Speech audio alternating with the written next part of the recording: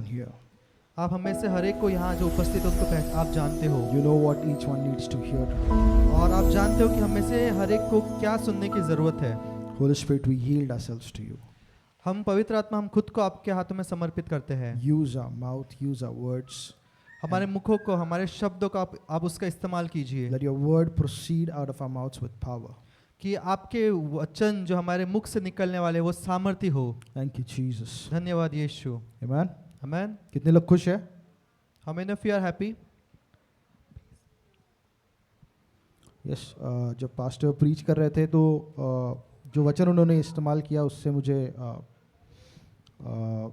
it fits rightly with the series of honor that we are learning on. तो जब pastor ने अभी जो समृद्धि का वचन बांटा उसमें जो उन्होंने जो वचन लिया वो हमारी जो समृद्धि की जो सीरीज है उसके साथ में बराबर फिट बैठता है ऐसा मुझे लगता है। Proverbs 3 verse 9. नीति वचन 3 उसका 9। It says, honor the Lord with your possessions and with the first fruits of all your increase. यहाँ कहता है कि अपनी संपत्ति के द्वारा और अपनी भूमि की सारी पहली उपज दे देकर यहोवा की प्रतिष्ठा करना। So your barns will be filled with plenty and your vats will overflow with new wine. इस प्रकार तेरे खत्ते भरे पूरे रहेंगे और तेरे रस कुंडों से नया दाख मधु उमड़ता रहेगा। Here if we read, God is showing us a way of honoring Him. तो यहाँ परमेश्वर तरीका दिखा रहे हैं कि किस प्रकार से हम परमेश्वर का आदर कर सकते हैं। Now we all desire to honor God, right? हम सबकी इच्छा है कि हम परमेश्वर का आदर करें, सही है? And here God is showing a way how we can honor Him. और परमेश्वर यहाँ तरीका दिखा रहे हैं कि किस प्रकार से हम परमेश्वर का आदर कर सकते हैं। But what does that word honor mean? और वहाँ जो शब्द आदर लिखा हुआ है उसका मतलब क्या है? So if you look at the Hebrew word, अगर उसका आप इब्रानी जो शब्द है वो अगर देखते हो, it means to make weighty. वजन बढ़ाना. उसका मतलब है कि वजन जो है उसको बढ़ाओ। To make weighty. You mean when you say I'm honoring God, you're saying God is bigger than everything else. What He says, His words, they weigh more than everything else. उसका मतलब क्या है कि आपके जीवन की चीज़ों से बढ़कर मूल्य जो है, बढ़कर जो महत्व है वो आप परमेश्वर को और उसके वचन को आप दे रहे हो। How many of you understanding? कितने लोग को समझ में आ रहा है? That whatever we face in life, whatever we come across, तो जो कुछ आप आपके जीवन में से जा रहे हो and then we see the word of God, what He says, और आप जब देखते हो कि परमेश्वर का वचन क्या कहता है, and then we decide that the weight of the words that God spoke is much more than what situation I'm seeing, what issues I'm dealing with. और आप जब देखते हो कि आपके जीवन की परिस्थितियों से बढ़कर महत्वपूर्ण जो है वो परमेश्वर का वचन है। And in this verse He's saying, honor the Lord with your possessions and with the first fruits of all your increase. और यहाँ हम देखते हैं वचन में कि अपनी संपत्ति के द्वारा और अपनी भूमि की सारी पहली उपज देख कर यहोवा की प्रतिष्ठा मतलब उसका आदर करना। See, does the Lord need your possessions? क्या परमेश्वर का आपके जो चीजें है उसकी जरूरत है क्या? Is the Lord worried like Gabriel light bill भरना है ये महीने का? KHM से आया नहीं है. Is the Lord worried that He has to pay light bills in heaven? क्या परमेश्वर चिंता करता है कि स्वर्ग में उसको लाइट का बिल भरना है? The Word of God teaches us that God owns the cattle on 1,000 hills. वचन कहता है कि परमेश्वर जो स्वर्ग का जो पहाड़ है उसके 1000 जो मोमबत्ती उसका वो मालिक है। No, on the earth there are cattle on thousands of hills. God owns all of them. यहाँ धरती पर जो जानवर है, जो 1000 पहाड़ों के जानवर है, उसका मालिक परमेश्वर है। He is the owner and the creator of earth.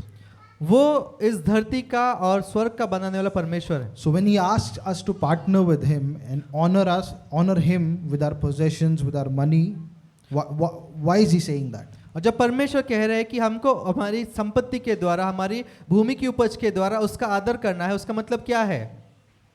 It is because He wants us to partake of His system. क्योंकि वो चाहता है कि हम उसके सिस्टम के हम भागीदार हो। You know, in the world there is a economic system that we live with.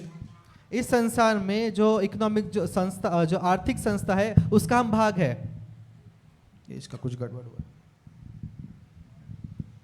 We live in this world which has a natural economic system. तो हम जिस संसार में रहते हैं उसका एक इकोनॉमिक सिस्टम है, उसकी एक आर्थिक संस्था है. And there are many people who, like the pastor was saying, that they become very rich using this system, or they manipulate the system, and somehow they become very wealthy. और इस संसार में कुछ लोग हैं जो इस सिस्टम का इस्तेमाल करके बहुत ज़्यादा धनवान हुए हैं. But the blessing of the Lord attaches itself only to those people who enter into God's system through faith. लेकिन परमेश्वर का जो आशीष है वो उन्हीं लोगों के साथ में जुड़ता है जो परमेश्वर के राज्य में विश्वास के साथ में उसका प्रवेश करते हैं. How many of you are understanding? कितने लोग समझ पा रहे हैं? I believe we are still on the honors topic, but the scripture just kind of made us take a diversion. हम आदर के ही वचन में सीरीज में है, लेकिन ये वचन मुझे कुछ दिखा रहा था जो आपके साथ बांट रहा हूँ. So God asks us to partake in with our finances in His kingdom. और परमेश्वर चाहते हैं कि हम हमारे धन संपत्ति के साथ में उसके राज्य के सहभागी हो. That we honor Him through our finances. कि हम हमारे संपत्ति के द्वारा उसका हम आदर करें. So that we partake in God's system of finance. कि जिसके द्वारा हम परमेश्वर का जो आर्थिक सिद्धांत है पैसों से लेकर हम उसके भागीदार हो. Let me explain. मैं आपको एक्सप्लेन करना चाहूँगा. When Jesus multiplied the 2 fish and the 5 loaves, जब यीशु मसीह ने 2 मछली और 5 रोटी को बहुगुणित किया, if He was to use the world system, because the disciples were saying, Lord, even 1 year's worth of salary will not be enough to take care of all of these people. और अगर यीशु मसीह ने इस संसार के economic system का इस्तेमाल किया होता तो जैसे चेलों ने कहा कि यीशु जो 1 साल की पूरी कमाई भी इन लोगों को खिलाने के लिए योग्य नहीं, उसकी कीमत उतनी नहीं होगी. Which means there in that place the natural system would have taken more than a year to produce enough food so that all of these people could eat. तो उसका मतलब क्या है कि इस संसार के जो नियम है उसके हिसाब से 1 साल से ज़्यादा की सैलरी लगती उन लोगों को खिलाने के लिए. But then Jesus takes this natural bread which came out of this natural economy and He gives thanks to the Father and breaks it, and that doing that bread then enters into the system of heaven. और यीशु मसीह ने क्या किया कि इस संसार से उत्पन्न हुई रोटी को लिया और पिता को उसको लेकर धन्यवाद दिया, और जैसे यीशु मसीह ने उसको धन्यवाद दिया तो वो रोटी है वो इस संसार से हटकर वो स्वर्ग के राज्य की हो गई. Do you understand? समझ में आ रहा है? What earthly system would take years to produce, heaven immediately multiplied what was existing in Jesus' hand. तो इस संसार की जो सिस्टम है उसको 1 साल से ज्यादा का समय लगता वो रिजल्ट आने के लिए, वही रिजल्ट जब वो रोटी ने परमेश्वर के राज्य में प्रवेश किया वो उसका रिजल्ट तुरंत आ गया. And because Jesus was modeling a life for us, so He had to do it exactly like a born again child of God would do. और यीशु मसीह हमारे लिए दर्शा रहे थे कि किस प्रकार का जीवन हमको चलना चाहिए. That is why He had to do whatever He did on earth like a born again child of God. और इसीलिए यीशु मसीह ने वो सारे चीजें किया कि जो एक नया जन्म पाया हुआ विश्वासी ने करना चाहिए. And so He takes that bread, and when He gives thanks to the Father, और जब वो रोटी को लेता है और पिता को धन्यवाद करता है, He's honoring God with what He had in His hands. तो वो क्या करता है कि उसके हाथों में जो है उसके द्वारा वो परमेश्वर का आदर करता है. And therefore He tapped into the heavens financial system, in the heaven system. और इस प्रकार से वो यीशु मसीह स्वर्ग के आर्थिक सिद्धांतों में वो प्रवेश करता है. And therefore that food which was barely enough for one adult then fed around 20,000 people. और इसीलिए वो जो 5 रोटी 2 मछली थी जो केवल एक मनुष्य के लिए सीमित थी वो 20,000 लोगों के लिए काफी हो गई. But why did God give this system? लेकिन क्यों परमेश्वर ने ये सिस्टम दिया? Why does He desire that His children partake of the heavens economy, of the heaven system? वो क्यों चाहता है कि उसके बच्चे उस स्वर्ग के राज्य के उस सिस्टम के भागीदार हो? Because when God created man in the beginning of the earth, when God created man, Adam and Eve, और जब शुरुआत में परमेश्वर ने जब आदम और हवा को बनाया, He was their provider. परमेश्वर उनका स्रोत था. Adam did not have to go and dig and plant a seed so that the tree could grow and there he could eat. आदम को जाकर खड्डा खोद कर उसमें बीज डालने की जरूरत नहीं थी कि जिसके द्वारा उसमें से पेड़ आए और उस पेड़ का वो फल खाए, उसको ये करने की जरूरत नहीं थी। God was the father and the provider of his children. पिता उनके उसके बच्चों का पुरौठा करने वाला था। But when Adam sinned, लेकिन जब आदम ने पाप किया, sin entered into the humanity and all of us got separated from that provision of God. तो क्या हुआ कि पाप मनुष्य जाति में आ गया और मनुष्य जाति परमेश्वर से अलग हो गई। And there, even in the Old Testament, we see throughout time God made individual covenants with certain people and blessed them and prospered them like anything else. और पुराने नियम में हम देखते हैं कि परमेश्वर ने कुछ कुछ लोगों के साथ में उसने वाचा को बांधी और उस वाचा के द्वारा वो लोग बहुत समृद्ध हुए। But people had to be worthy, people had to be seeking God, or they had to be righteous in the eyes of God. Only then they could partake of those blessings that God would give to some individuals. और लेकिन उसमें से कुछ लोग जिसको परमेश्वर चुनते थे, उनको परमेश्वर की नज़रों में धर्मी ठहरना होता था, उनको परमेश्वर की नज़रों में उसका आराधना करनी होती थी, तब जाकर ही वो कुछ ही लोग परमेश्वर की आशीषों के सहभागी हो सकते थे। But then he wanted to make this permanent for all of his children, right? लेकिन परमेश्वर चाहते थे कि यही चीज सारे लोगों के लिए, सारे उसके बच्चों के लिए लागू हो। I'm believing we will come to honor at some point today. मैं विश्वास करता हूँ कि हम आदर के टॉपिक पर हम वापस आएंगे थोड़ी देर में। We'll go to 2 Corinthians 5. हम जाएंगे 2 कुरिन्थियों उसका 5वां अध्याय।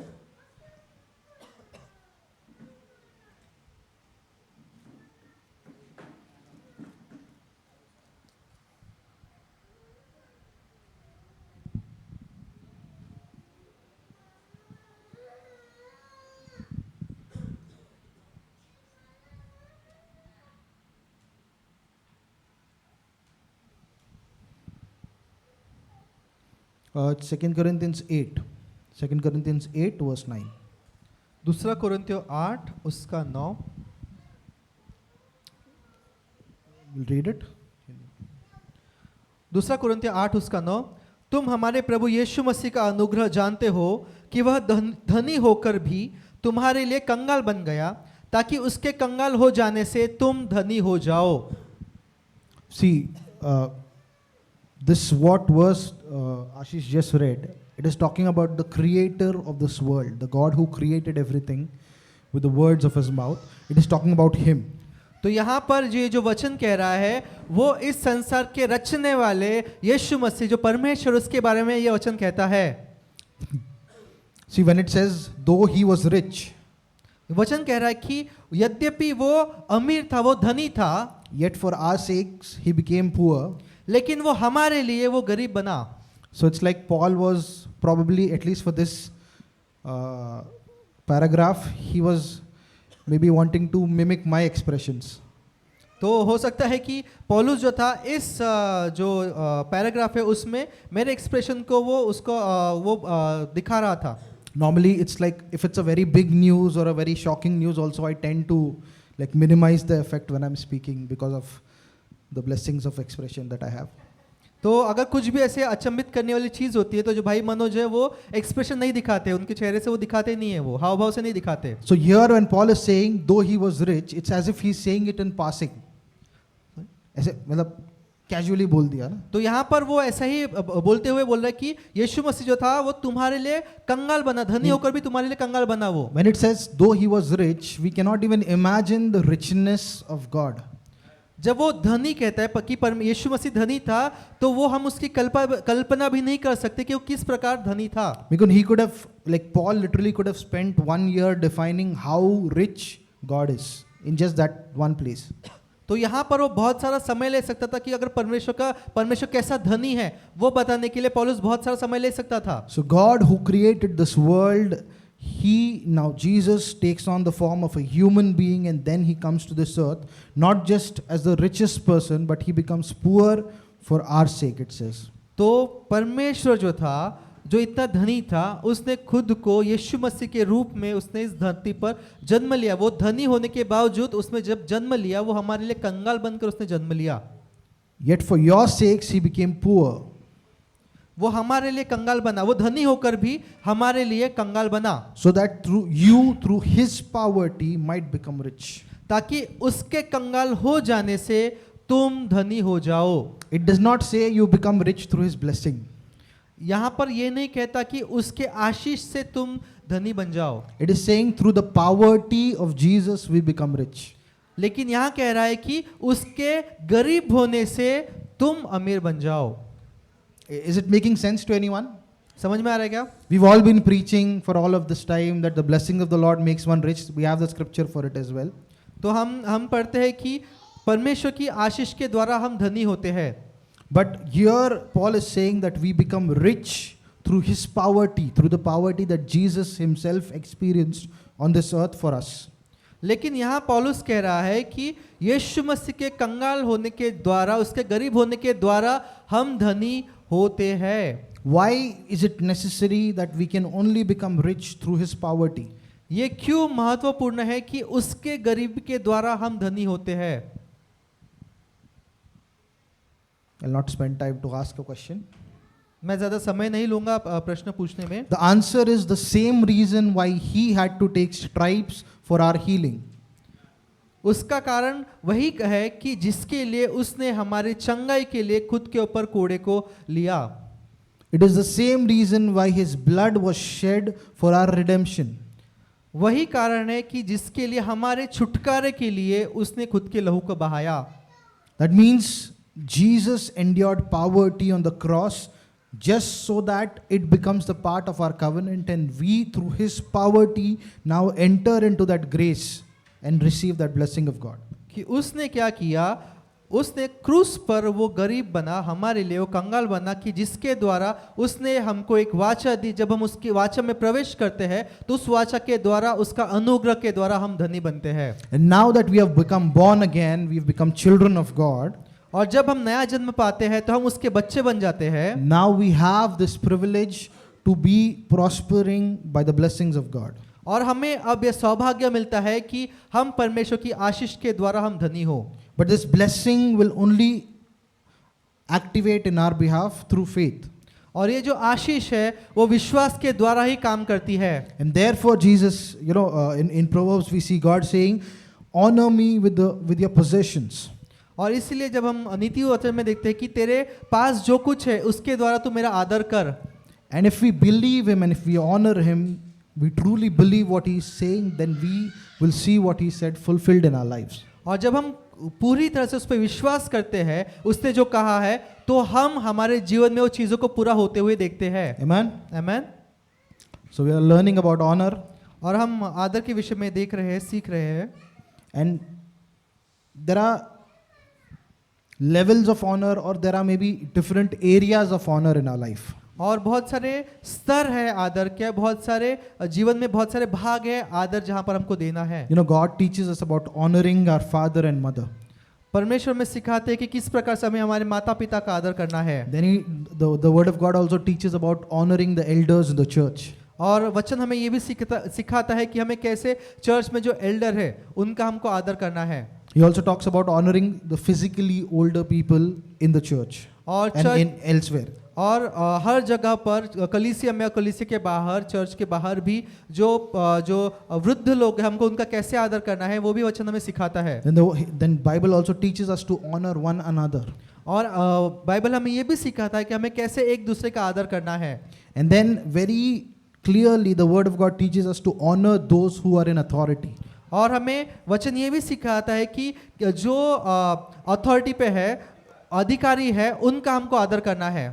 That we honor them and we submit to them, and we'll go through them as much as we can cover today. और ये सारी चीज़ों से हम सीखेंगे जितना सीख सकते हैं। Then he also talks about honor in the marriage, that the husband and the wife, they are honoring each other and honoring God. और शादी में पति और पत्नी ने एक दूसरे का कैसे आदर करना चाहिए वो भी हमें बाइबल बताती है। Then the word of God teaches about honoring the men of God, people who God has planted over you, who are as rulers and overseers for your soul, to honor them as well. और Bible हमें ये भी सिखाती है कि कैसे हमें church में जो परमेश्वर ने उसके सेवक, उसके जन रखे हुए, हमको कैसे उनका आदर करना चाहिए। And then we have a whole lot of scriptures talking about how we honor God. और बहुत सारे वचन है जो हमें बताते हैं कि हमें किस प्रकार से परमेश्वर का आदर करना है। Right? So I gave you kind of a intro video of the teachings that we're supposed to have. तो हमने अभी देखा है कि किस प्रकार से अभी जो पूरा टीचिंग होने वाला है उसका एक शॉर्ट में हमने देखा. Amen. Amen. Thank you, Jesus. धन्यवाद यीशु. I think I pasted this in the group. It says, honor is tested where authority is imperfect. तो मैंने ग्रुप पे भी डाला था कि आदर है वो उसकी टेस्टिंग होती है कि जब अथॉरिटी जो अधिकार है उस पर सवाल उठता है. Meaning, when you are submitting to people, be it in your workplace, be it in the government, in the authority, be it in the church. तो जो चर्च में बोलो या फिर जो अधिकारी लोग हैं उनके लिए बोलो. If this leadership is imperfect, because since we are humans, you'll always find imperfect people in all places. और यहाँ पर जब हम देखते हैं कि यहाँ जो अधिकारी है या फिर जो चर्च में जो लीडर है वो इम्परफेक्ट है, वो परिपूर्ण नहीं है, वो सिद्ध नहीं है. That is where your honor truly gets tested.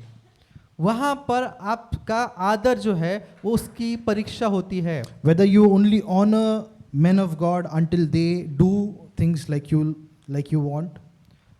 क्या आप परमेश्वर के जनों का आदर तब तक ही करते हो कि जब तक आपको जैसा चाहिए वैसा वो करते हैं, तब तक ही क्या आप उनका आदर करते हो? Whether you only honor the church until things are done a certain way according to your liking. या फिर आप कलीसिया का आदर तब तक ही करते हो कि जब तक कलीसिया आपको जैसे चाहिए वैसे वो काम करती है, तब तक ही क्या आप कलीसिया का आदर करते हो? If things don't happen like you desire, then do you dishonor? Do you go behind the back and you begin to talk and gossip?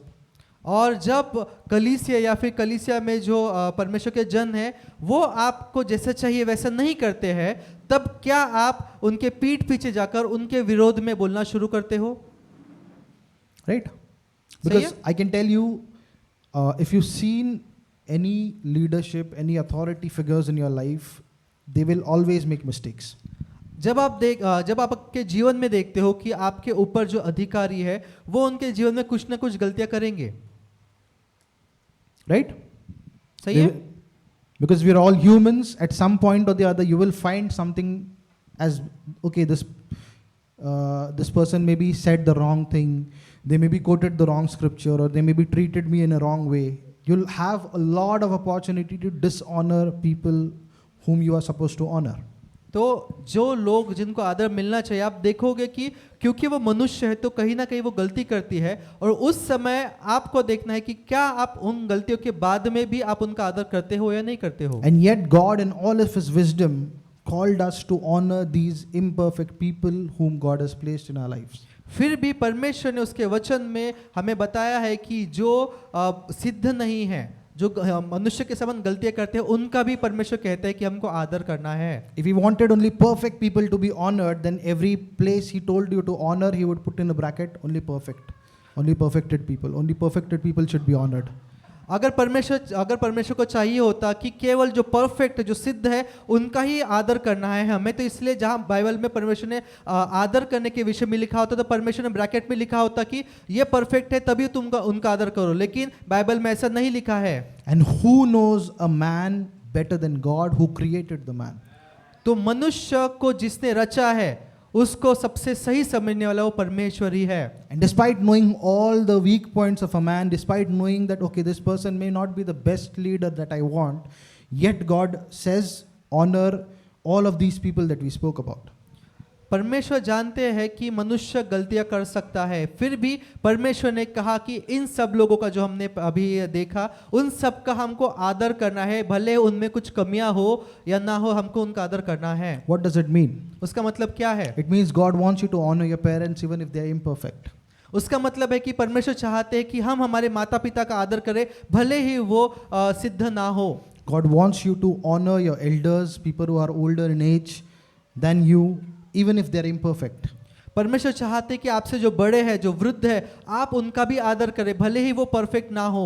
God wants you to honor each other, your brothers and sisters, even if they are imperfect. परमेश्वर चाहते हैं कि आपके जो भाई बहन है भले वो परफेक्ट ना हो, आप उनका भी आदर करें. God wants you to honor people in authority, people in government, these government figures, even if they are imperfect. परमेश्वर चाहते कि जो अधिकारी है, जो सरकार में जो अधिकारी लोग हैं, आप उनका भी आदर करें, भले वो परफेक्ट ना हो. Amen? Amen. He wants us to honor people established in the leadership in church, even if they are imperfect. परमेश्वर चाहते हैं कि कलीसिया में जो स्थापित लीडरशिप है, आप उनका भी आदर करें, भले ही वो परफेक्ट ना हो. He wants you to honor your spouse, even if they are imperfect. परमेश्वर चाहते हैं कि आप आपके पति पत्नी का आदर करो, भले ही वो सिद्ध हो या ना हो. Which do you feel is the most difficult one in this? सबसे कठिन क्या है इनमें से? आपको क्या लगता है किसका आदर करना, उनकी कमियों के बावजूद उनका आदर करना सबसे कठिन है? I think I stopped at the right point. मुझे लगता है सही जगह पे मैंने इसको रोका है. God wants you to honor men of God, even if they are imperfect. परमेश्वर चाहते हैं कि हमको परमेश्वर के जनों का, उसके सेवकों का आदर करना है, भले ही वो परफेक्ट ना हो. And when it comes to honoring God, there is no imperfection in him. He's altogether perfect. He's altogether worthy. He's altogether lovely. He's altogether beautiful. लेकिन जब परमेश्वर की बात आती है तो परमेश्वर पूरी तरह से सिद्ध है, वो परिपूर्ण है, वो परफेक्ट है, वो सारे आदर के योग्य परमेश्वर है. Amen? Amen. So yeah, honor in marriage. Honor in marriage. शादी में आदर. You know, it's quite easy to dishonor a person that you're living with day in, day out, where you know everything about them in and out. बहुत आसान होता है कि आप जिस मनुष्य के साथ में दिनों रात रह रहे हो उसका अनादर करना.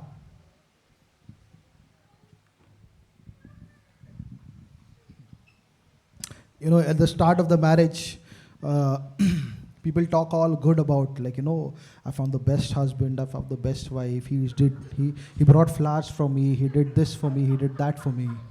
तो जो शादी की जब शुरुआत होती है तो जो पति पत्नी है वो एक दूसरे की तारीफें करते रहते हैं कि इन्होंने मेरे लिए ऐसा किया, इन्होंने मुझे फूल दिए, इन्होंने मुझे तोहफा दिया, बहुत सारी चीज़ें, अच्छी अच्छी चीज़ें शादी की शुरुआत में जो पति पत्नी है वो कहते हैं. And sadly, after 10-15 years, you'll find all the things that are wrong in the spouse. लेकिन 10-15 सालों की शादी के बाद में फिर पता चलता है कि पति और पत्नी में क्या कमियां हैं. ये पता पहले चल जाता है, हिम्मत 15 साल बाद आता है. But God calls honor to be established even in the marriage. लेकिन परमेश्वर चाहते हैं कि शादी में भी आदर स्थापित हो. Right? Amen. We'll go to Ephesians 5. हम जाएंगे इफिसियों उसका 5वां अध्याय.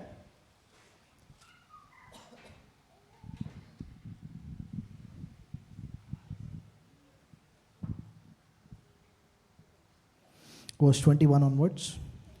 वचन 21 से हम आगे पढ़ेंगे. It says, submitting yourselves to one another in the fear of God. मसीह के भय से एक दूसरे के अधीन रहो. Wives, submit yourself unto your own husbands as unto the Lord. हे पत्नियों, अपने अपने पति के ऐसे अधीन रहो जैसे प्रभु के. I'll submit to my husband when he behaves like the Lord. मैं अपने पति के अधीन तभी रहूंगी अगर वो सही से बर्ताव करेगा. Anyone has that bracket in their Bible? ऐसे ब्रैकेट में लिखा है क्या? Honor your husbands as unto the Lord. Submit to yourselves to your husbands as unto the Lord when he is behaving like the Lord. क्या ऐसा आपके Bible में लिखा है वचन 22 में कि अपने अपने पति के अधीन तभी रहो, ब्रैकेट में लिखा है कि जब तुम्हारा पति सही से बर्ताव करे तभी. ऐसे किसी के बाइबल में लिखा है क्या? No? लिखा है किसी के इसमें? Yeah, if God wanted to change it, then he could have changed it in, you know, your personal copies. But since we all have the same, he's expecting us to honor, he's expecting wives to submit to their own husbands, even as unto the Lord. तो परमेश्वर ने हम सबको एक ही Bible दिया और उसी Bible में परमेश्वर का वचन कह रहा है कि हे पत्नियों, अपने अपने पति के ऐसे अधीन रहो जैसे प्रभु के. For the husband is the head of the wife, even as Christ is the head of the church. क्योंकि पति पत्नी का सिर है जैसे कि मसीह कलीसिया का सिर है और स्वयं ही देह का उद्धार करता है. And he is the savior of the body. Yeah? और वो उस देह का उद्धार करता है. See, when the church is functioning, it has to function based on what God gives. Like when God gives an assignment to the church has to operate only based on that assignment. तो अगर कलीसिया को जैसा परमेश्वर चाहता है वैसा काम करना है, तो जिस प्रकार से परमेश्वर ने जो काम कलीसिया को दिया है वो काम करके ही कलीसिया परमेश्वर के अनुरूप काम कर सकती है। See, there are many good things that KOHM can get involved in. बहुत सारी अच्छी चीजें हैं जहां पर हमारी जो कलीसिया KOHM है वो काम कर सकती है। We could start old age home. We could start a place where a shelter home where people can come and stay. We can do many good things. That need to be done. We see the need in the society. तो जो हम देखते हैं कि जो संसार में ज़रूरतें हैं, समाज में ज़रूरत है, जैसे वृद्धाश्रम हो गया या फिर जो लोग हैं उनके लिए रहने का एक स्थान हो गया, जिनको रहने की जगह नहीं है, वैसे अच्छे काम हम कर सकते हैं। But we will only step into it when God instructs us that this is the time where you have to step into this activity. तो हम उसमें प्रवेश तभी करेंगे जब परमेश्वर हमें मार्गदर्शन करेगा कि तुमको ये काम करना है, तब हम उसमें प्रवेश करेंगे। Because Christ is the head and he has assigned and called out people over here in KOHM to fulfill some specific things that he wants done on this earth. क्योंकि मसीहा मस्तक है और उसने हम सबको इस कलीसिया को बुलाया है कि उसका हम वो काम करें। And maybe in future God will tell us, he's revealing step by step, and he's maybe show us, okay, now you need to start an orphanage, now you need to start a thing. But we need to be led as per the head, right? We need to be led as per Christ. तो जैसा मसीह हमारा मार्गदर्शन करेंगे वैसे ही वो step by step हमको जब बताएंगे कि अब तुमको वृद्धाश्रम खोलना है, तब हम वो सारी चीज़ें करेंगे, क्योंकि वो मस्तक है, वो हमें बताएगा, वो हमारा मार्गदर्शन करेगा कि हमने क्या करना चाहिए। Okay, coming back. For the husband is the head of the wife, even as the Christ is the head of the church, and he is the savior of the body. तो वचन 23 कहता है क्योंकि पति पत्नी का सिर है, जैसे कि मसीह कलीसिया का सिर है और स्वयं ही देह का उद्धार करता है। It doesn't say husband is right, therefore he is the head. यहाँ पर ये नहीं कहता कि क्योंकि पति सही है इसीलिए वो सिर है, ऐसा नहीं कहता। Right? It says, just as Christ has been appointed as the head of the church, husband has been appointed the head in this marriage relationship, in this covenant. जैसा मसीह कलीसिया का सिर है, मस्तक है, वैसे ही पत्नी का मस्तक जो सिर है वो उसका पति है, ऐसा वचन कहता है। I'm contemplating whether I should go here or not. मैं सोच रहा हूँ कि मैंने आगे के बातें बोलनी चाहिए नहीं चाहिए, मैं वो सोच रहा हूँ। See, we honor men and women alike, right? देखिए हम जो स्त्री और पुरुष है दोनों का हम समान आदर करते हैं। There is no male nor female in Christ Jesus, so we are all one. देखिए मसीह में कोई पुरुष और कोई स्त्री ऐसा अलग अलग नहीं है, हम सब मसीह में एक है। But for the marriage, God has set up a priority, a way of doing things which needs to be followed for the marriage to stay beautiful, to stay fruitful, to stay according to the design of God. लेकिन शादी के लिए परमेश्वर ने ऐसे कुछ चीज़ें निर्धारित की है कि जब वो चीज़ों का पालन किया जाता है तो वो शादी बहुत सुंदर बन जाती है। There are certain roles that men have been given by God to be the protector of the wife's body, to be the provider of the house. Paul says that if a man does not provide for those of his own household, then he is worse than an unbeliever. तो परमेश्वर ने जो आदमी है, जो पति है, उसको कुछ काम दिए हैं कि जैसा वो उसके घराने को उसका पुरौठा करने वाला हो, उसकी रक्षा करने वाला, ऐसा परमेश्वर ने मनुष्य को जो आदमी है उसको वैसा परमेश्वर ने बनाया है। And the woman is empowered by God to build the house and to tear it down. और स्त्री को परमेश्वर ने बनाया है कि वो घर को एक तो वो बनाएगी या फिर उसको वो तोड़ देगी। In Proverbs it says that a wise woman builds the house, right? We'll go there. हम जाएंगे नीति वचन में जहाँ कहता है कि जो बुद्धिमान स्त्री है वो उसके घर को बनाती है। Proverbs 14:1. नीति वचन 14 उसका 1, हर बुद्धिमान स्त्री अपने घर को बनाती है, परंतु मूर्ख स्त्री मतलब मूर्ख स्त्री उसको अपने ही हाथों से ढा देती है। The wise woman builds a house, but the foolish pulls it down with her hands. जो बुद्धिमान स्त्री है वो उसके घर को बनाती है, परंतु जो मूर्ख स्त्री है वो अपने ही हाथों से उसको ढा देती है, मतलब तोड़ देती है। Which means the ladies in my home can use the scripture to change the furniture around whenever they like. इसका मतलब ये है कि जो स्त्री है, वो जो पत्नियां हैं, वो अपने घर में जाके जो ऐसा फर्नीचर उनको हिलाना है, वो मूव करने में कर सकती है। And they can use this scripture to shut us up.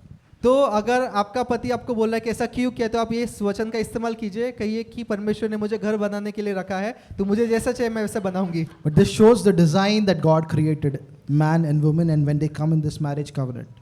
लेकिन ये जो वचन है वो दिखा रहा है कि शादी की जो वाचा है उसमें स्त्री का क्या रोल है, उसका क्या काम है, यहाँ वो वचन दिखा रहा है। And it is not so that, okay, the woman is better than the man is better than the woman. The woman can never be the best man on the planet, right? देखिए, ये ऐसा नहीं कह रहा कि ये काम स्त्री को करना है, पुरुष का काम बहुत अलग बहुत अच्छा है, ऐसा नहीं है। जो स्त्री है वो उत्तम मनुष्य नहीं बन सकती, उत्तम पुरुष नहीं बन सकती, उत्तम पुरुष नहीं बन सकती। And similarly, the man cannot become the best woman in the world. और वैसे जो पुरुष है वो उत्तम स्त्री नहीं बन सकता।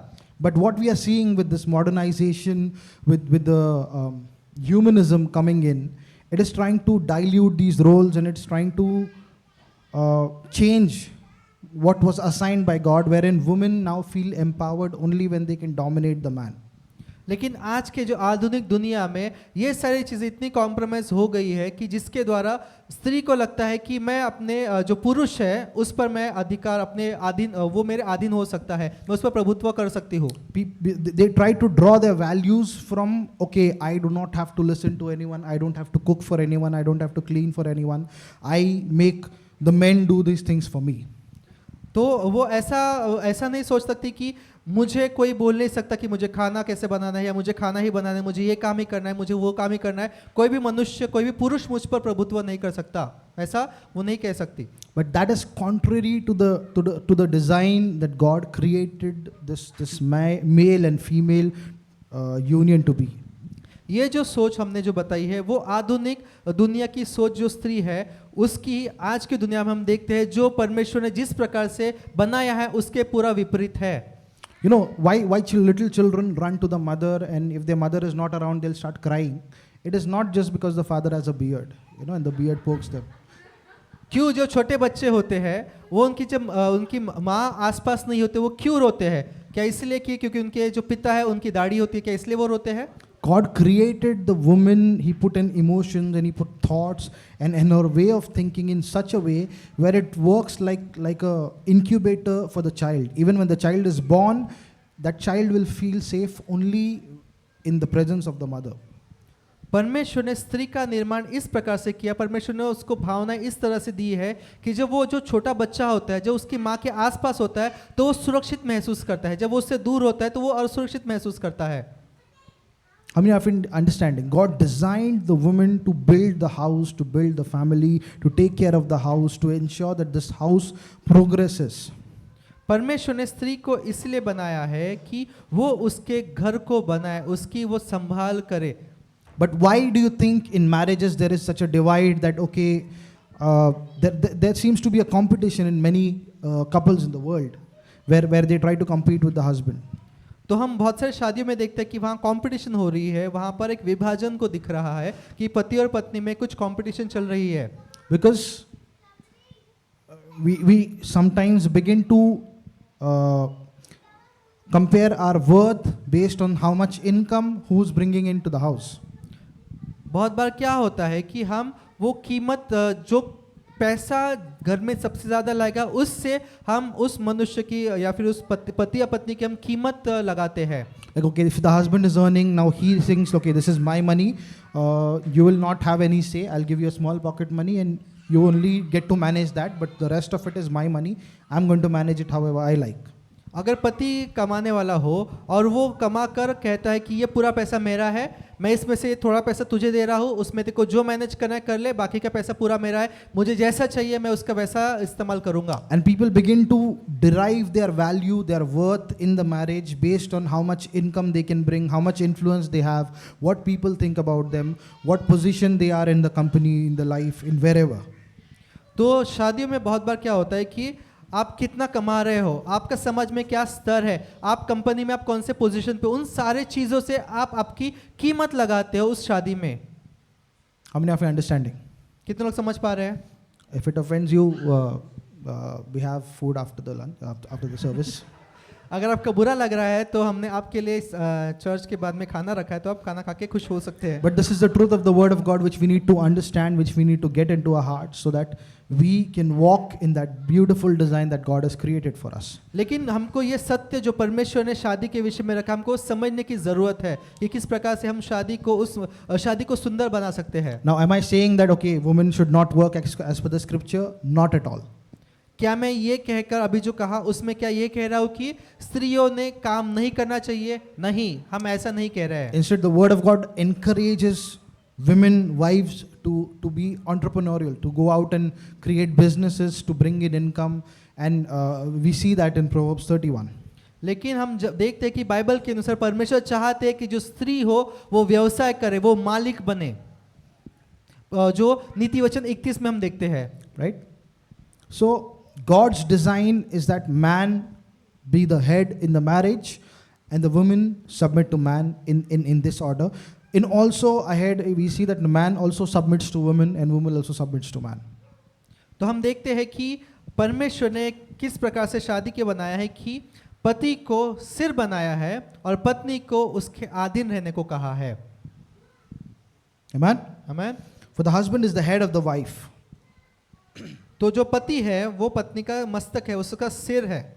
Even as Christ is the church and Christ is the head of the church and the savior of the body.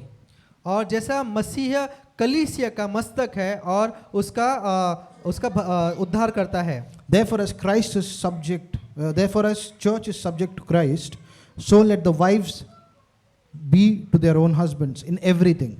इफिसियों 5 से हम पढ़ रहे हैं, 24 वचन कहता है कि पर जैसे कलीसिया मसीह के अधीन है वैसे ही पत्नियां भी हर बात में अपने अपने पति के अधीन रहे. You know, a child could be crying, there could be things happening, and before my marriage, even now, I have this, I don't know, a gift of God where I can't see kachra in my house. तो भाई कहते हैं कि शादी के पहले भी, अभी शादी के बाद भी मेरे पास ऐसा गिफ्ट है कि मेरे रूम में मैं कचरा नहीं, मुझे कचरा दिखता ही नहीं है. My friends would come to my house and they would clean the floor and make space for them to sit before marriage. तो शादी के पहले जब भाई के दोस्त लोग उसके रूम घर पे आते थे तो उनको दिखता था, तो वो क्या करते थे, हाथ से उसका कचरा बाजू में करके वहाँ पर कुछ डाल के सोते थे या बैठते थे. For me it was logical, like if my comb is on the ground in that position, I know the coordinates to it. Next time I need it after 1 month, I know where exactly it is, I can go and pick it up. It was very convenient. तो शादी के पहले मेरा ऐसा था कि अगर मेरा जो बाल करने की जो कंघी है अगर कहीं नीचे कहीं है तो मुझे पता होता था कि वो कंघी 1 महीने बाद भी वही रहेगी. अगर 1 महीने बाद मुझे ढूंढना है तो मुझे पता होता था कि कंघी वहीं पड़ी मुझे मिलेगी. It was very calculated, you know, I had the exact coordinates in my mind. I knew exactly where to look. I knew, you know, at what degree, what angle. मुझे पता होता था कि जो कंघी है वो कहाँ पर किस रूप में किस एंगल से पड़ी हुई है. 1 महीने बाद भी मुझे पता होगा कि वो वैसे ही मुझे मिलेगी. And then my wife comes in and she has a different, I mean even before when she would come, she was the one who would clean up my room, and once a week my room would look clean.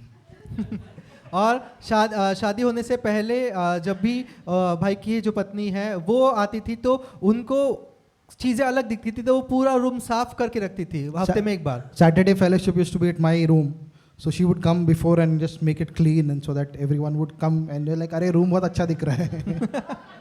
तो जब शनिवार को Bible study होती थी तो वो उनके भाई के कमरे में होती थी, तो जो उनकी पत्नी है, जो सिस्टर है, वो पहले आके रूम को साफ करके बोलती थी देखो रूम कितना अच्छा लग रहा है. Amen?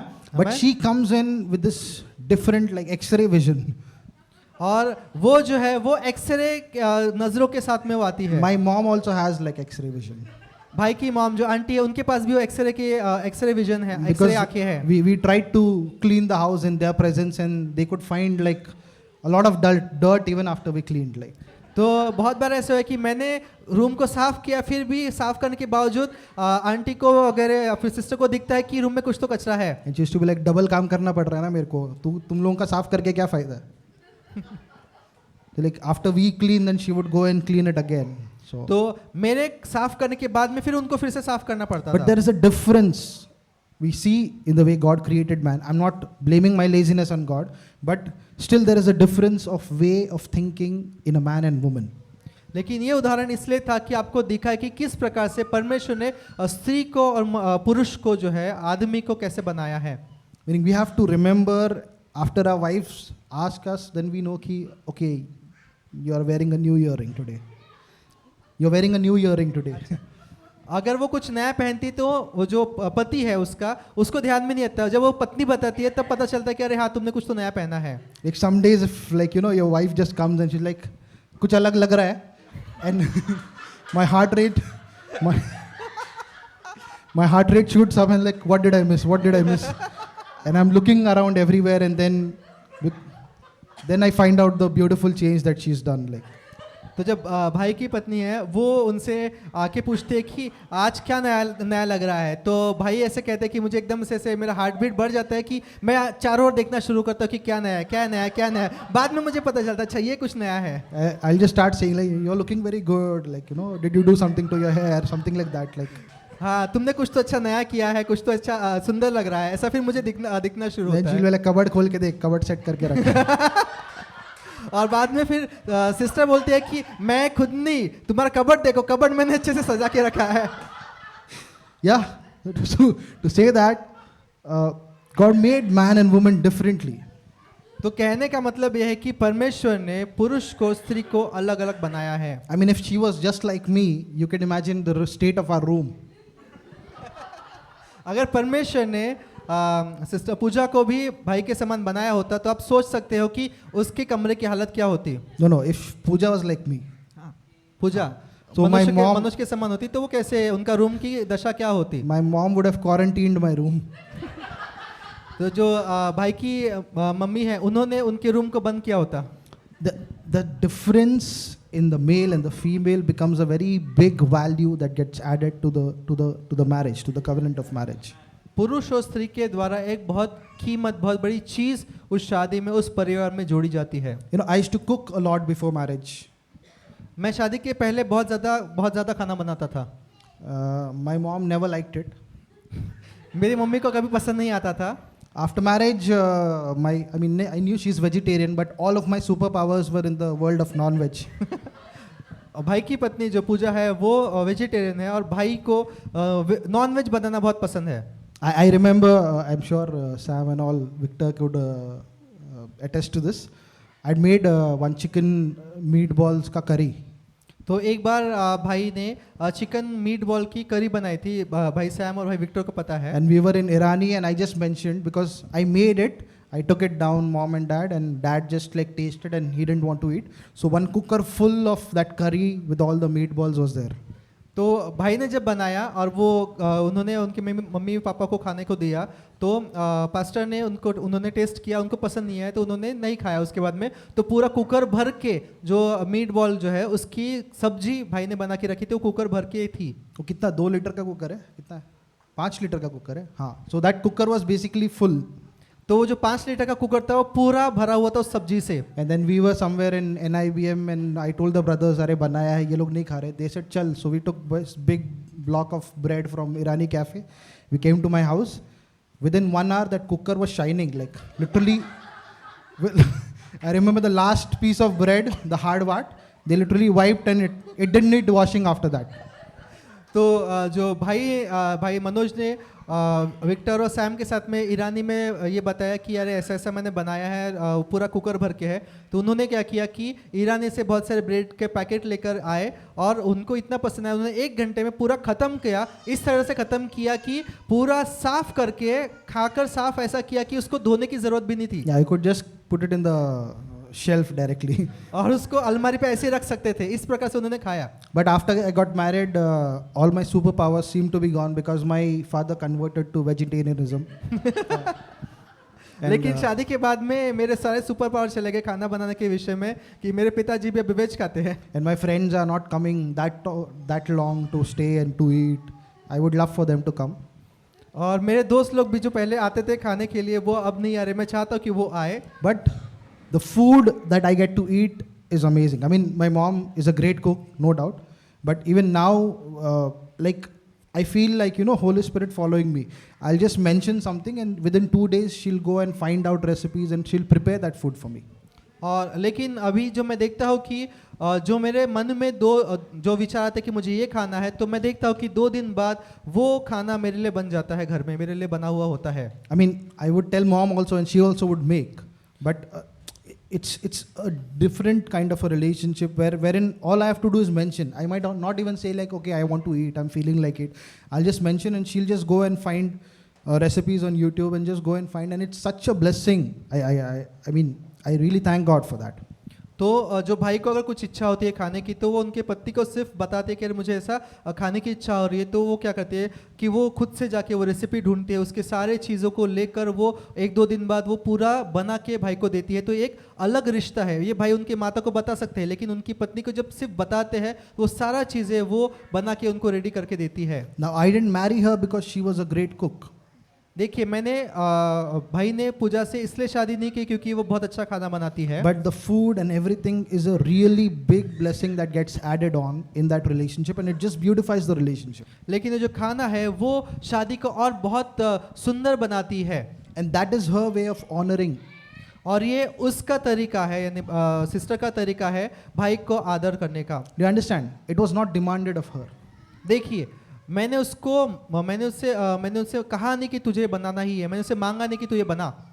There are times where if the salt is less, I'll ask for salt, and then she'll ask me like, "Are, अच्छा है, कैसा है?" So that one thing maybe she can change. I can give review after the food, but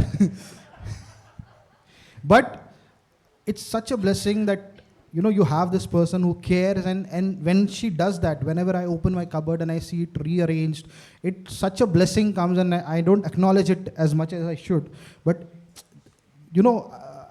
I believe husbands can relate to this, that you feel like, oh, this person didn't have to do this, because even if it's like a dump, I can put my hand and I can sense by the texture and pull out the shirt that I want, but she will arrange it in such a perfect fashion, and it is really a blessing. And I sense I sense greatly honored. Like, I feel like greatly honored whenever that happens. देखिए, ये बहुत आशीष की बात है कि आपके साथ आपका जोड़ीदार है जो आपको, आपके न जानते हुए, आपको पता ना होते हुए आपके लिए सारी चीज़ें सही से अरेंज करके रखता है, और आपको लगता है कि यार इसको करने की ज़रूरत नहीं थी, मैं कहीं से भी कुछ भी उठा के, उदाहरण के लिए अलमारी में कपड़े को अरेंज करना आप नहीं करते हो, आपको पता है कि आप कुछ भी उठा के पहन सकते हो, लेकिन वो आपके लिए एक स्टेप आगे जाकर पूरा अरेंज करके आपके लिए रखती है, और आपको फिर बाद में रियलाइज़ होता है कि अरे मैंने ये मेरे आदर के लिए वो कर रही है, उसको नहीं करना था, फिर भी उसने एक कदम आगे बढ़ के वो मेरे आदर के लिए किया. Now that is a much bigger blessing for me than if she were earning 10 lakhs and she had no time for me at all. तो ये मेरे लिए बहुत बड़ी आशीष है कि अभी जो वो है ये सारी चीज़ें करे, वो मेरे लिए बहुत बड़ा आशीष है. उससे भी अगर वो जो जॉब में जाके 10 लाख कमाती, लेकिन उसके लिए मेरे पास समय नहीं होता, वो मेरे लिए आशीष नहीं थी, लेकिन ये चीज़ मेरे लिए आशीष का कारण है. See, husbands also have to understand this, that when you bring in money, it's not your income, it is you and your wife's income together. देखिए, पतियों को ये बात समझनी होगी कि आप जो कमा रहे हो वो केवल आपकी इनकम नहीं है, आपके और आपके पत्नी दोनों की मिलके वो इनकम है, वो आपकी सैलरी दोनों की है. I remember even for a shirt costing like 700-800 rupees, I would call her while I'm at work. If I like something, I'll call her, I'll check with her, like, okay, I want to buy this. And her dialogue, I know always it's going to be the same. She's like, "Are you earning? No, so you don't think about, just buy it." But in that, I honor her because it is our money. I'm not free to do with it whatever I want. She has equal right on that money as much as I have. Amen. देखिए, भाई को अगर कोई shirt पसंद आती है, भले 700-800 रुपए की हो, वो ऑफिस में अगर कुछ देख रहे हैं तो वो पहले पूजा को कॉल करते हैं, उसको कहते हैं कि देखिए मुझे ऐसे ऐसे पसंद है, क्या मैं तुझे कैसा लगता है. तो पूजा हमेशा, मुझे पता है, वो एक ही कहती है कि तुम कमा रहे हो ना, तो तुम ले लो, लेकिन क्योंकि वो मेरा पैसा नहीं, हम दोनों का पैसा है, तो मुझे ऐसा लगता है कि मुझे ये निर्णय हम दोनों को मिल के लेना चाहिए. अगर कुछ भी हमको लेना है तो निर्णय दोनों का मिल के होना चाहिए. So when you bring unity in that finances, that this is our money, this is not your money, my money, our money, that takes that pressure off, that now no one of you have to perform for money. Amen. देखिए, जब आप पैसों को सही रूप से शादी में लाते हो कि ये पैसा अकेले का नहीं है, पैसा दोनों का है, तो आपके ऊपर से वो प्रेशर जो है वो दबाव हट जाता है कि आपको कुछ तो करना पड़ेगा शादी में उठ के दिखने के लिए। Now, if the wife loves to spend like anything, there has to be that discussion wherein you bring and your level of spending becomes mutual. Like, you can't just, if they are just going to go and bring out a loan of 10 lakhs just for shopping, then you have to put an end to it. I'm not talking about that. देखिए, अगर हाँ किसी को अगर शादी में अगर स्त्री को पत्नी को अगर बहुत ज़्यादा शॉपिंग करने की, बहुत ज़्यादा पैसे खर्च करने की अगर आदत हो, तो कहीं ना कहीं वहाँ पर एक रोक लगाने की एक ज़रूरत होती है। मैं वो उसके विषय में नहीं कह रहा। But you can't be like, okay, because she's very unfaithful with money, so I'll not give her any money, I'll just manage it. And that, you don't know, is going to add a lot of pressure to the marriage. देखिए, अगर आप ऐसा सोचते हो कि क्योंकि ये बहुत खर्चा करते हैं तो मुझे उसके साथ में कुछ भी बांटने की ज़रूरत नहीं है, मैं मेरा खर्चा मैनेज करूंगा, अगर आप ऐसा सोचते तो उससे क्या होगा कि आप खुद की शादी में खुद के ऊपर बहुत बड़े दबाव को लेकर आ रहे हो। In that, you're honoring your husband, you're honoring your wife, and you're together making a decision where you're making her equal decision maker in this matter. लेकिन जब आप ये सोचते हो कि ये पैसा आप दोनों का है, उसमें आप क्या कर रहे हो, आप दोनों एक साथ में आकर पैसों के विषय में आप निर्णय को लेते हो। How many of you are understanding? कितने But लोग then you समझ पा need रहे to हैं? find out issues that can cause and grow bigger later on, and you need to eliminate this. The Lord's design is you both become one, and you have to become one in every aspect of life. परमेश्वर चाहते हैं कि पति और पत्नी दोनों एक हो, तो दोनों को एक जीवन के हर एक क्षेत्र में दोनों को एक होना है। And so for the wife, like, God designed them that they build the house, they are able to build the house, or they are able to tear up the house. देखिए, परमेश्वर ने पत्नी को ऐसा बनाया है कि वो एक तो घर को बना सकती है या उसको वो तोड़ सकती है। I've seen families where the wife is the dominant one, where she's ruling over the husband and the children, and it is a very oppressed, and I literally saw demonic influence operating very heavily on those families. मैंने देखा है कि कई कुछ परिवार में ऐसा होता है कि जो पत्नी है उसका डोमिनेंस उसके घर पे चलता है, उसके बच्चों पे चलता है, वहाँ पर शैतान की दुष्ट आत्मा के कामों को मैंने उस दुष्ट आत्मा को उस घर पे मैंने देखा है। If your husband has to fight and debate with you for every decision, or if you're questioning every decision of his, and there is a fight for everything, then there is a lot of dishonor that is happening between the two of you. देखिए, अगर पति को कुछ भी निर्णय लेने के लिए अगर पत्नी के साथ में डिबेट करना पड़ रहा है और उन चीज़ों को लेकर झगड़ा हो रहा है, तो वहाँ पर आदर कहीं ना कहीं नहीं है। For the husband to be the head, to lead, the wife has to allow him to lead. देखिए, अगर पति को मस्तक बन के लीड करना है तो पति को लीड करने देना चाहिए। If every decision of the husband, if every action of the husband is questioned, and there is nagging, there is pulling down, there is telling like, this is not, like, you're not capable to do, you're worthless. If these words are coming out, the man may not retaliate in words, but those are words which can bear deep scars in the man, in the husband. देखिए, अगर पति कुछ करना चाहता है और पत्नी उसके निर्णय को लेकर, हर एक निर्णय को लेकर प्रश्न पूछ रही है, उसके बारे में वो कंप्लेन कर रही है और कह रही है कि ऐसा क्यों किया, ऐसा नहीं करना चाहिए था, ऐसी सारी चीज़ें कह रही है, तो हो सकता है कि पति कुछ ना बोले, लेकिन ये शब्द पति के मन में उसको दुख देंगे। See, we men, we tend to close up when there is an attack in the family, since we can't retaliate. Outside we can cut them off, or we can just say, okay, I don't need to meet you, I don't need to see you anywhere. But within the house, when there is this attack, men generally tend to go silent, they tend to build walls so that these attacks don't come. देखिए, जो पुरुष होता है वो घर के बाहर अगर उनके विरोध में कोई भी आता है तो वो क्या करते हैं कि वो उस चीज़ों को कट ऑफ कर देते हैं, वहाँ से वो हट जाते हैं, अलग हो जाते हैं। लेकिन अगर घर में ऐसी कुछ चीज़ें होती है, वो खुद को शांत कर देते हैं और खुद के चारों ओर एक बड़ी दीवार को खड़ी कर देते हैं। How many of you are understanding what I'm saying? कितने लोग समझ पा रहे हैं? If the man feels respected, see, God has designed male and female, right? देखिए, परमेश्वर ने पुरुष और स्त्री को बनाया है। Here we read that how the wife is supposed to submit to the husband. We'll go on to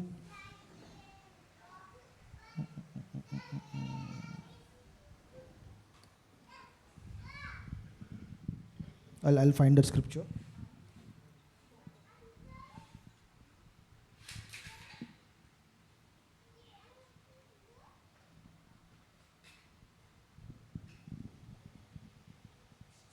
Ephesians 5:33.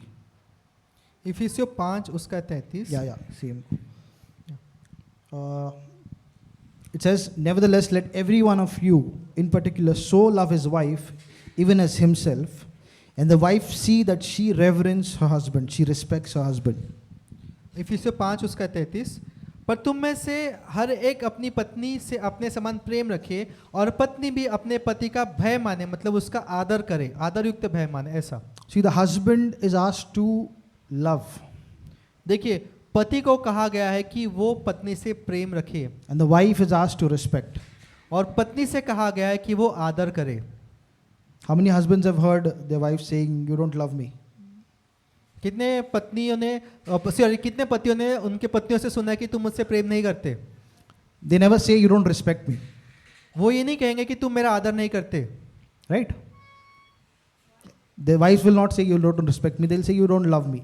And same way, I don't know if husbands say this or not, but if husbands were to say it, they will not say, "You don't love me." They will say, "You don't respect me." देखिए, पत्नियां पति से ये कहती है कि तुम मुझसे प्रेम नहीं रखते, वो ये नहीं कहेगी कि तुम मेरा आदर नहीं करते। और वैसे ही पति जो है वो अपनी पत्नी से ये नहीं कहेगा कि तुम मुझसे प्रेम नहीं करती, लेकिन वो कहेगा कि तुम मेरा आदर नहीं करती। For men, it is natural to respect. Like, when we see someone who is doing good at work, when we see who's ahead of us, when we see someone who's putting on a genuine effort, there is this respect that develops even if there is no deep relationship formed. देखिए, काम की जगह पर हम देखते हैं जो पति होते हैं वो देखते हैं कि उनके काम की जगह पर अगर कोई बहुत अच्छा काम कर रहा है, बहुत एफर्ट्स डाल के काम कर रहा है, तो भले उनसे हमारी बातचीत ना होती हो, लेकिन एक अंदर से हमारे मन में उनके लिए एक आदर उत्पन्न होता है। But with women, if they have an issue at work, everyone will know about it. और लेकिन अगर स्त्री को अगर किसी के साथ में कोई प्रॉब्लम है तो वो प्रॉब्लम सब लोगों को पता चल जाता है। It's because they relate based on love and emotions. क्योंकि जो स्त्री है वो प्रेम और भावनाओं के साथ में एक दूसरे से वो एक दूसरे को जोड़ती है। I mean, we could dislike a person as men, we could dislike a person in our team at office, and yet for the work's sake we can collaborate with them and get the work done. जो पुरुष है हो सकता है कि वो एक दूसरे को पसंद ना भी करते हो, फिर भी वो उसको बाजू में रख के एक दूसरे के साथ में कुछ काम को करना होगा तो वो बैठ के काम करेंगे। Because we relate on respect. क्योंकि जो पुरुष है वो आदर के साथ में एक दूसरे को वो जोड़ के देखते हैं। It comes naturally to us. जो आदर है वो पुरुषों को नेचुरली आता है। And that's why little children run to the mother. They don't care for respect, they want love. इसलिए जो छोटे बच्चे हैं उनको आदर नहीं, उनको प्रेम चाहिए होता है, So they run to the mother. इसलिए वो मम्मी के पास में भागते हैं। So God here is telling the husband and the wife to do exactly opposite of what is their natural love language, if you say, their natural way of communicating love. और यहाँ पर इसलिए Bible जो स्त्री और पुरुष के जो नेचुरली जो काम कर सकते हैं उसके विरुद्ध पर बाइबल जाने को कहती है। So the wife can say, "Baby, I love you," "Shona, I love you," but if she's not respecting the husband, he will not feel that love. He will feel unloved, he'll feel despised, he'll feel as if he's not wanted in this house just because of that lack of respect that is going on in the house. देखिए, पत्नी पति को कितना भी बोलेगी कि baby मैं तुमसे प्रेम करती हूँ, सारी चीज़ें कहेगी, लेकिन अगर वो उसका आदर नहीं करती है तो पति को उस घर में ऐसा लगेगा कि मेरी यहाँ ज़रूरत नहीं है, मुझसे कोई प्रेम नहीं करता, क्योंकि उसको हाँ आदर नहीं मिल रहा। And the husband, no matter how much you respect your wife, but you have to notice if she's bought a new earring, you have to notice if her hair looks different, you have to notice if things in the house look different, That is not your first language, but that is how you communicate love. That, oh, I see what you have done and I appreciate it. देखिए, वैसे पति अपनी पत्नी को ऐसे बोलेगा कि नहीं मैं तुम्हारा आदर करता हूँ, वैसे नहीं, लेकिन जो छोटी छोटी चीज़ें पत्नियाँ करती है, अगर उन्होंने कुछ खुद के लिए कुछ नया किया है तो आप उसको नोटिस कीजिए, आप उनको बताइए। अगर घर में कुछ नया वो करती है तो आप उनको उसका अप्रिशिएट कीजिए। इसके द्वारा दिखाता है कि आप आपकी पत्नी से प्रेम करते हो। For years, couples have been speaking, like the husband might speak in Malayalam, the wife is speaking in Chinese, and they are not able to communicate effectively their love for each other, and they're just giving love in the language in which they understand. Giving love in the language in which they understand. देखिए, प्रेम को हमें ऐसा दिखाना है कि जो उस भाषा में दिखाना है कि जिस भाषा में वो एक दूसरे को समझ सके। So women, Yeah, this was not supposed to be woman focused, but it is honor, and since it is Paul's fault, we started with Ephesians. तो ये आदर के विषय में हमको सीखना था, लेकिन अभी मैं पौलुस को दोष दूंगा कि उसने स्त्री से शुरुआत की यहाँ पर कि स्त्री पति को आदर दे, इसलिए मैं उसको दोष दूंगा। I'm just reading the Bible. देखिए मैं सिर्फ बाइबल पढ़ रहा हूँ, मैं खुद से नहीं बता रहा हूँ। So women, if you really want to convey love to the husband, you have to convey respect first. देखिए पत्नियों, अगर तुमको अपने पति को प्रेम अपने पति से आपको प्रेम दिखाना है तो आपको उसको उनको आदर देना होगा। Now that honor has to be in God. Honor in God. वो आदर परमेश्वर के अंदर से होना चाहिए। If your husband is stopping you from, like, meeting with the believers, fellowshipping, if he's stopping you, or if there is abuse in the marriage, then in that case you show respect, but there has to be these boundaries that I will obey the Lord and not man. देखिए अगर आपके शादी में आपका पति आपको प्रार्थना करने से, फेलोशिप में जाने से या परमेश्वर से जुड़ी हुई चीज़ें करने से अगर रोकता है, तो आपको वहाँ पर उन चीज़ों को रोकना है और आपको परमेश्वर को वहाँ आदर देना है। Because there have been abuses of this as well, just because in the name of honoring the husband, being submissive to the husband, there have been lot of women who have been, like, pushed into wrong things, like basically ungodly behaviors and everything, because the man wants to dominate, using this verse. देखिए ऐसा भी होता है कि इस वचन को लेकर स्त्रियों के ऊपर बहुत ज़्यादा उनको दुख दिया जाता है कि जो परमेश्वर के विरोध में काम है पति उनसे करवाते, ये वचन इस्तेमाल करके कि तुमको मेरा आदर करना है इसलिए तुम ये चीज़ करो जो परमेश्वर के अनुसार नहीं है। And here it says, wives submit to your husbands. It doesn't say husbands make your wife submit to you. देखिए यहाँ वचन कह रहा है कि पत्नियों तुम पति के अधीन हो। ऐसा नहीं कहता कि पति को नहीं कह रहा कि पति तो अपने पत्नी को अपने अधीन करवा और अपने अधीन बना। When you try to make them submissive to you, there will be retaliation, there will be friction. अगर पति अपने पत्नी को जबरदस्ती से अधीन करवाने का प्रयास करेगा तो वहां से विरोध होगा। It should not be like, आज सुना क्या टीचिंग था, चल अभी रिस्पेक्ट चालू कर। It should not be like that. ऐसा नहीं होना चाहिए कि आप घर पे जाओ और फिर पति अपने पत्नी से कहे आज का सुना कि आज से तुम अभी से मेरा आदर करना शुरू कर। आप ऐसा नहीं कह सकते। That way next women's meeting, then the husband will get to hear. ऐसा अगर आप करते हो तो अगले स्त्रियों के मीटिंग में सब पुरुषों को बुलाया जाएगा। But each one has to hear this for himself and be the child of God that God wants us to be. लेकिन यहाँ पर हमको ये सीखना है कि परमेश्वर कैसा चाहता है कि परमेश्वर के बच्चे कैसे हो। See, for wives, God built them to build the house, to take care of the house, to ensure everything in the house is well managed. देखिए परमेश्वर ने स्त्रियों को बनाया कि वो घर को बनाए और घर को सुंदर बनाए, इसलिए परमेश्वर ने स्त्रियों को बनाया। If you are in ministry or if you are working and in that work if your house is getting neglected, then you're doing a disservice to the family, to the marriage.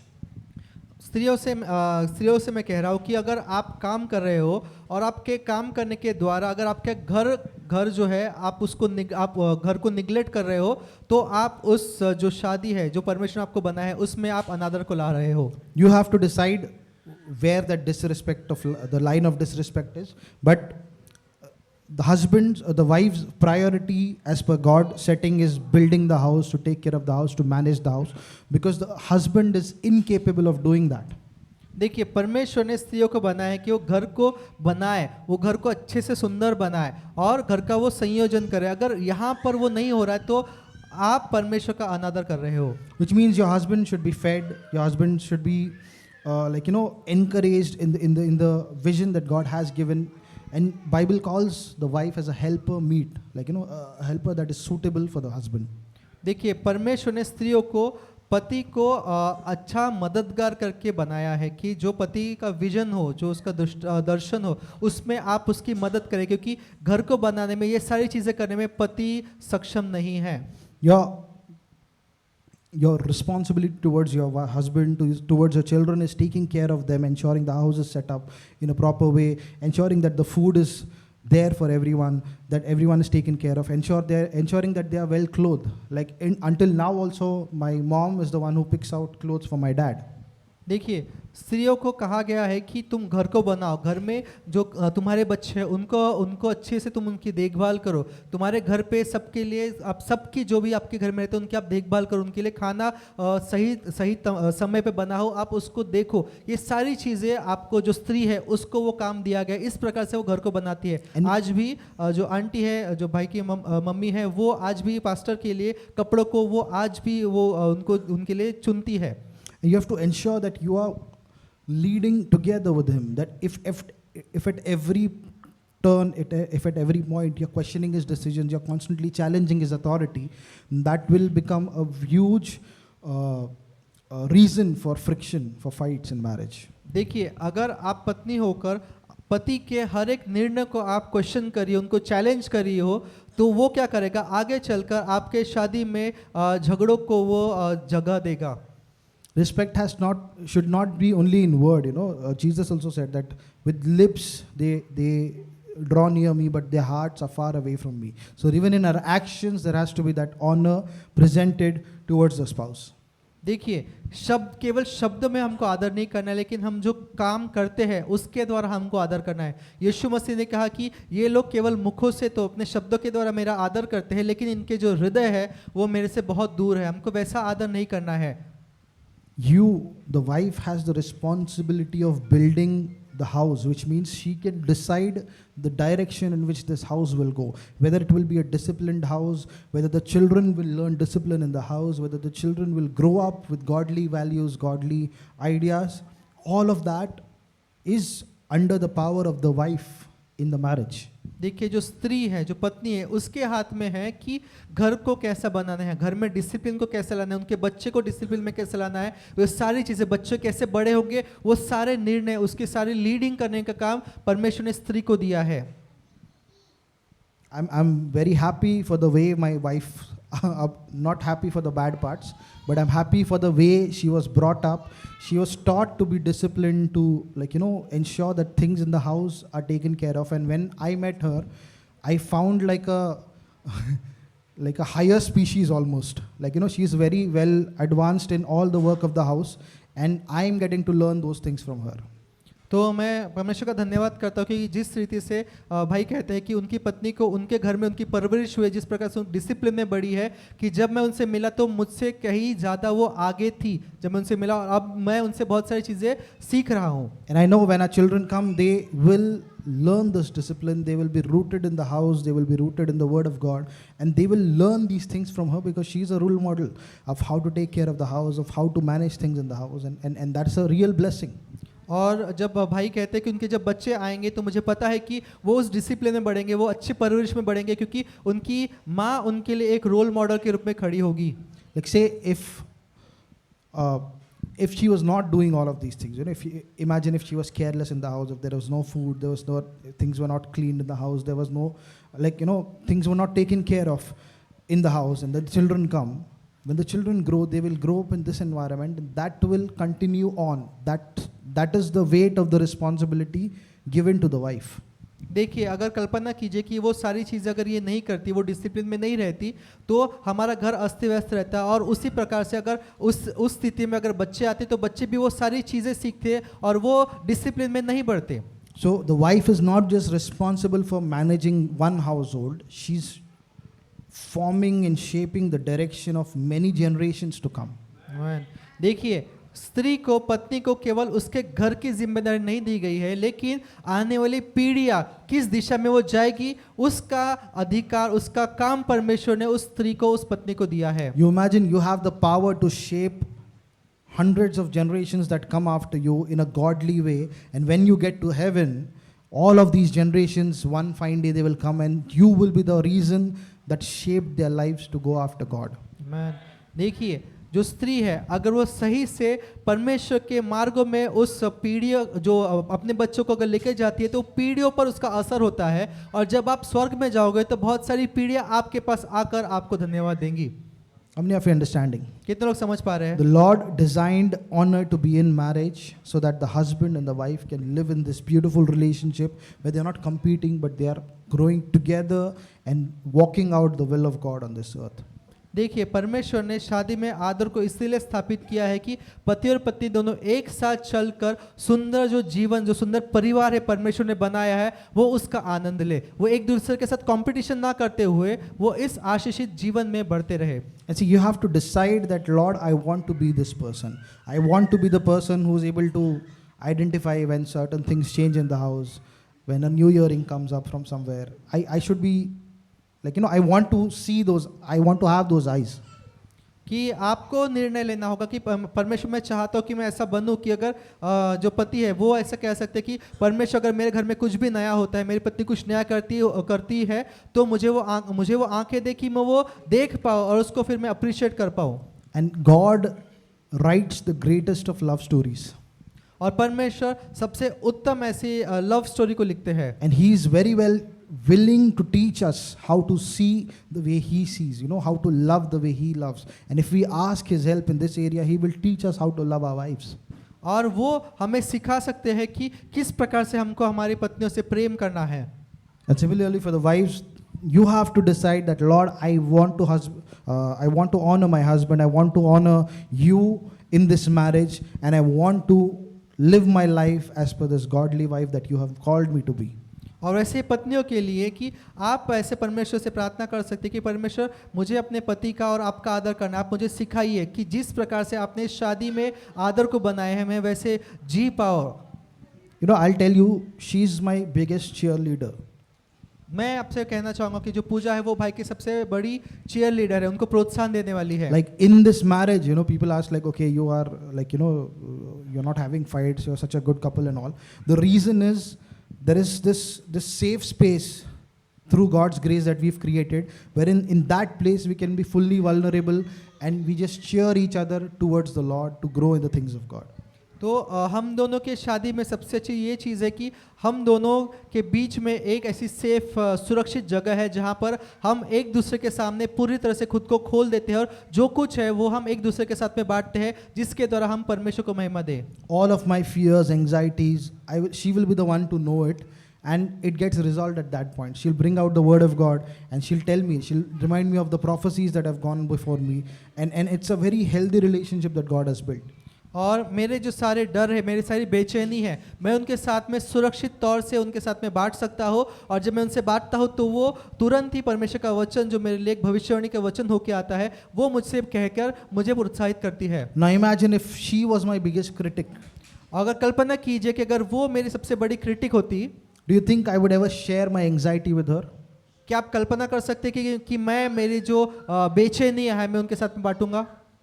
I feel like, I'm already feeling weak, and if I go and she breaks that confidence, then I'll feel even more broken. So therefore, I will build a wall around me, and I'll maybe try to deal it between me and the Lord, or I might go and find my guy friends and say, "Arey bhai, aisa chal raha hai shaadi mein." At least the brothers will understand me.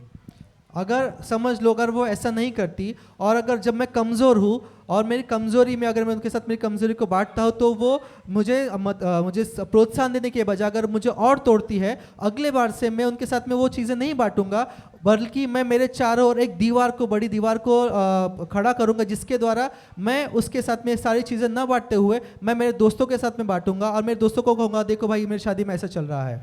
I mean, people say I don't have expressions, many expressions, but even in that she is able to find out if something is wrong. देखिए, बहुत लोग मुझे कहते हैं कि मैं expression मेरे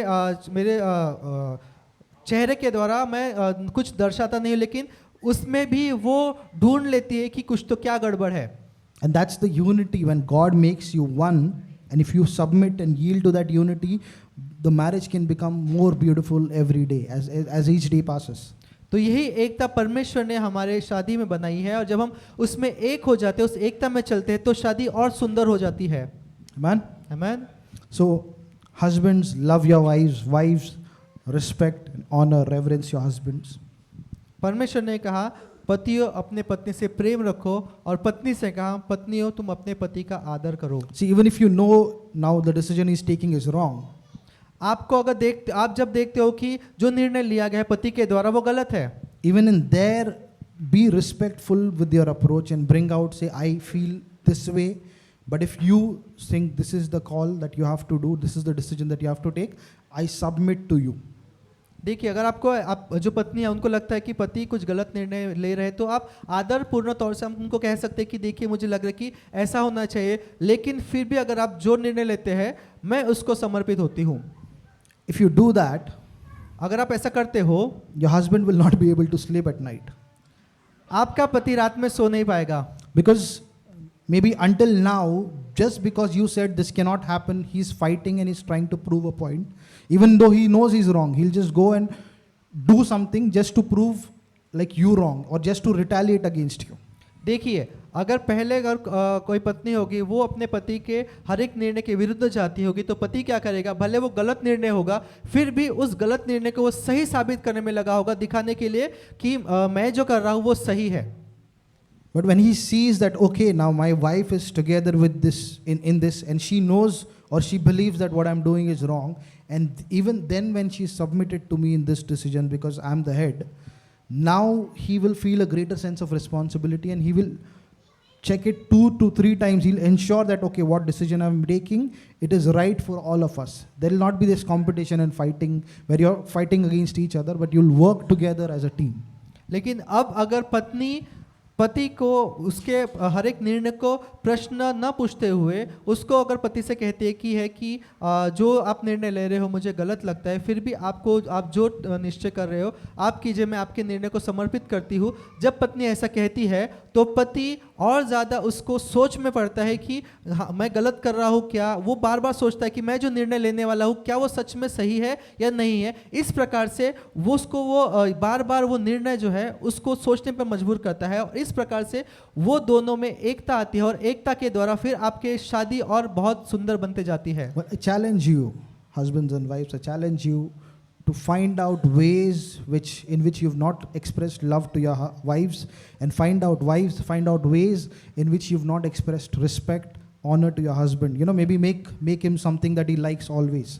Like, just start taking care of like what his desires are, and you'll see such a drastic transformation in the relationship. It'll feel like you've become newly married. That will light a great spark in the marriage. देखिए, पतियों से मैं कहना चाहूँगा कि आप जाइए और सोचिए कि किस प्रकार से आपने अपने पत्नियों का प्रेम दिखाया नहीं है, वो सोचिए। वैसे ही पत्नियों से कहना चाहूँगा कि जो आपने किस प्रकार से आपके पति का आदर नहीं किया, आप उसके बारे में सोचिए, और जो आपके पति को पसंद है वो आप चीज़ें करना शुरू कीजिए। आप देखोगे कि किस प्रकार से आपके पति में बहुत बड़ा बदलाव आता है। Amen? Amen? It was supposed to be honor series, but Sorry. came as camouflaged as marriage series, I think. ये एक आदर की सीरीज होनी थी, लेकिन उसने खुद को शादी के रूप में इस वचन के द्वारा लेकर आया। Let's all stand. हम सब खड़े होंगे।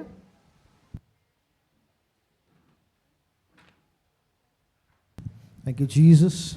धन्यवाद यीशु। Father, we thank you for your word. पिता, हम आपके वचन के लिए धन्यवाद करते हैं। Holy Spirit, we open our hearts. हमारे हृदय को खोलते हैं पवित्र आत्मा, We receive your word कि हम आपके वचन को ग्रहण करें with meekness. नम्रता के साथ में। Let this word bear fruit in our lives. Let us meditate on this word, Lord, and let this word become a fruitful tree in our marriage where we can bear fruits from this, Lord. कि प्रभु ये वचन हमारे जीवन में फल को लेकर आए, जिसके द्वारा हमारी शादियों में हम आपके फल को देखने पाए। Thank you, Father, for showing us what honor looks like. धन्यवाद पिता, हमें दिखाने के लिए कि आदर क्या है, And in our marriages, will be known for honor, Father. कि हमारी शादी आदर के लिए जाने जाए। That when people look at us, they will be amazed at how come these people, after so many years of marriage, are still so madly in love with each other. कि बहुत सारे लोग अचंभित हो कि इतने सारे साल शादी होने के बावजूद ये एक नए जोड़ी की तरह कैसे है। That we don't fall in the trap of self-preservation, of protecting ourselves and preserving and thinking of our interests in marriage. कि हम खुद को सुरक्षित करने के लिए एक बड़ी दीवार को खड़ा ना करें। But teach us, Lord, हमें सिखाए प्रभु how to love like you, कि हम आपके समान कैसे प्रेम करें, how to honor the way the church is supposed to honor you. कि किस प्रकार से कलीसिया कैसे आदर करनी चाहिए, जो आपको आदर देना चाहिए वो हम कैसे दें। That we in unity are able to walk out your call that you've placed on our lives, Lord. कि नम्रता से जो आपने बुलाहट हमारे ऊपर दी है हम उसमें चले। Thank you, Father. We believe for mighty miracles in our marriage, Lord. प्रभु धन्यवाद कि जो बड़े बड़े चमत्कार जो हमारे शादी में होने वाले हैं, Things or areas where we might have given up thinking this will never change, in the name of Jesus, I declare the power of God breaks those molds and they change is coming. और हर एक चीज जो हमें लगती थी कि ये नहीं बदल सकती, वो सारी चीजों को हम ये परमेश्वर की सामर्थ के द्वारा तोड़ते हैं। Father, I thank you that your truth is setting us free and it is destroying every work of the enemy. Your anointing is present in this place, Father. कि आपका जो सत्य है वो सारी गलत चीजों को तोड़ रहा है और आपका अभिषेक इस जगह पर मौजूद है। Your anointing is breaking every yoke of the enemy. आपका अभिषेक शत्रु के हर एक जुए को, बंधन को तोड़ रहा है। Thank you, Jesus. धन्यवाद यीशु। Holy Spirit, we yield our marriages to you, Lord. पवित्र आत्मा, हमारी शादी को हम आपके हाथों में समर्पित Let करते हैं। you reign in our marriages, Father. तू हमारे शादी में राज्य करे प्रभु। That honor and love is seen and not just outwardly but inwardly we change and be transformed into that image that you have, Father. कि जो प्रेम और जो आदर है वो हमारी शादी में दिखे और वो हमें हमारे अंदर बदलाव को लेकर आए, That we look like you, Jesus. कि हम आपके समान दिखने पाए प्रभु। Father, we thank you for your love, for your truth, that your word is planted and it will not fail, Father. धन्यवाद प्रभु, आपके सत्य जो हमारे अंदर बोया गया है वो कभी फेल नहीं होगा। Father, your word which comes out of your mouth never return void unless they've accomplished the task for which they've sent. क्योंकि जो आपका वचन भेजा जाता है प्रभु, वो सारे काम जिसके लिए वो भेजा गया है वो पूरा ही करता है। Thank you, Jesus. धन्यवाद यीशु। Father, we ask that give us new eyes to see this marriage the way you have designed. पिता, हमें वो आंखें दे कि जो चीजें हमको देखना चाहिए वो हम चीजें देख पाए। That every unwanted thing, every distraction from this marriage is broken off. कि हर एक जो चीजें हमारे शादी में नहीं चाहिए वो सारी चीजें टूट जाए। That we love and yield and become vulnerable and open to each other in your presence and be one as you have made us one, Lord. कि हम एक दूसरे के अधीन हो जाए और जो खुले से हम एक दूसरे के साथ में वो चीजें बांट सके और हम आप में दोनों एक हो जाए। Thank you, Father, that the marriages in KOHM will become every marriage will say that my marriage is my most safest place, Lord. कि इस केओचम कलीसिया में हर एक जन वो कहने पाए कि मेरी शादी मेरी सबसे सुरक्षित जगह है। That everything that is trying to come in between, everything that is trying to divide, everything that is trying to distract, that is trying to separate, we uproot it in the name of Jesus. और हर एक चीज जो हम जो शादियों में एक दूसरे को अलग करती है, डिस्ट्रैक्शन लेकर आते, सारी चीजों को मैं उखाड़ के फेंकता हूँ। Thank you, Jesus. धन्यवाद यीशु। Thank you for your love, Lord. आपके प्रेम के लिए धन्यवाद That your love is shed abroad in our hearts. कि आपका प्रेम हमारे अंदर उंडेला गया है।